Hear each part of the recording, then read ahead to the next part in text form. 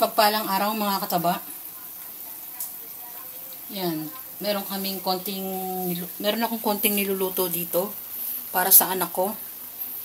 18th birthday nung isang anak ko. Alam nyo naman ako, instead na bumili. Normally, ganito lang yung ginagawa ni Mama Taba. Ako na yung nagluluto. Tapos, minsan bumibili ako lechong manok. Pero ito naman, yan. Minarinade ko to ng 1 oras. Toyo kalamansi. Bawang paminta. Oyster sauce. Ang style naman ito, lechong manok. Yan. Kanina pa ito nakasalang. Hinihinaan ko lang yung apoy para lutong-luto. At tinatakpan ko lang din.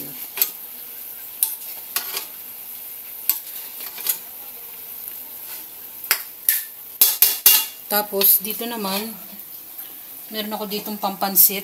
Mix to ng, hindi masyadong marami to. Dahil kami-kami lang dito sa bahay. Ginto yung gulay ngayon. Kaya kung ano lang yung natira. Meron tayong bawang, sibuyas, pangsahog na manok, konting beans, repolyo, carrots, at itong ating bihon at kanton. Dito ko rin yan lulutuin sa ating pinagprituhan ng chicken para mas malasa. Halos paluto na to eh. Ayan mga kataba. Nilagay ko na yung bawang, sibuyas at manok. Hindi na ako nagpalit ng kawali dahil malasa yan. Tapos maglagay tayo ng ating mga pampalasa.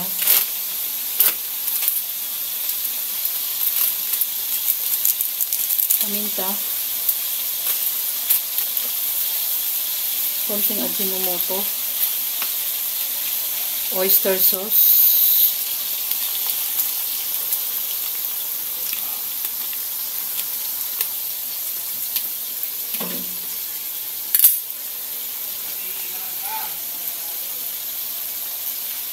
at itong gulay natin, sasama ko na yung tubig. Sabay-sabay na yan. Dahil hindi masyado namang malalaki yung hiwa.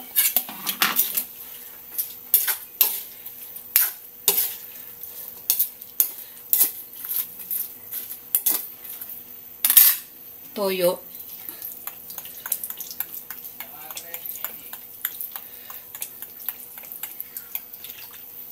Mamaya na natin dagdagan.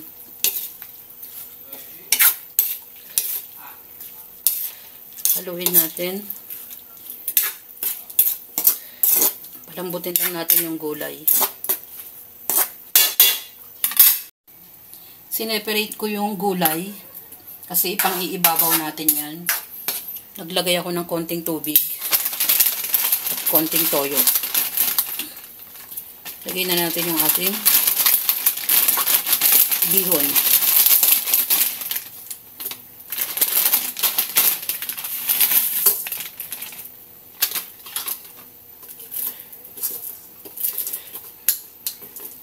I-adjust nyo na lang yung tubig kung kailangan nyo pang magdagdag. Kasi sisip-sipin niya pa yung tubig. Kasama ko na rin tong kanton. Ayan.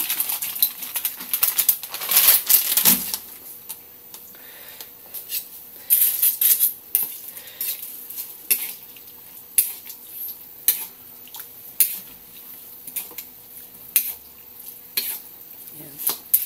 Pabayaan lang natin ma-absorb yung liquid yung sabihan natin ma-absorb ng bihon at kanton yung ating liquid. Balikan nyo ako habang hinahalo ko. Nagdadagdag ako ng konting tubig kasi yung noodles natin depende kung gaano kalakas mag-absorb ng tubig. Kahit na ano namang noodles mga kataba. Pero hindi na ako naglagay ng toyo. Kasi itong kanton natin may lasa na yan. Yan. Halos paluto na yan. Hindi kami naghahanda ng marangya. Kung ano lang yung kaya, yun lang yung niluluto ni Mama Taba. Ang importante, yung dagdag na taon, lagi tayong magpasalamat. At kung ano rin lang yung nasa mesa. Ganon tayo lagi sa bawat taon na dumarating. Lalong-lalo na sa mga anak natin, mga kataba. Yung lagi tayong magpasalamat na malakas sila.